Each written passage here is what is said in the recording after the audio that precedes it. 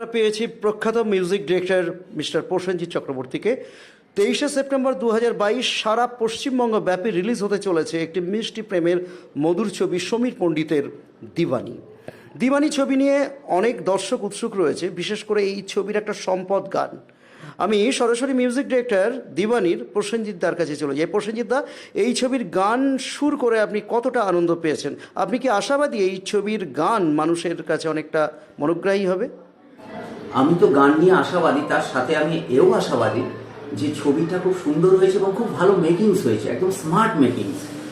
আমাদের সমীর পণ্ডিত যে ডিরেক্টর এবং এই ছবিতে মুখ্য চরিত্র অ্যাজ এ নায়ক হিসাবেও অভিনয় করেছে, তার অভিনয়, তার টোটাল স্ক্রিপ্ট এবং গানের কথাও সে কিছু লিখেছে।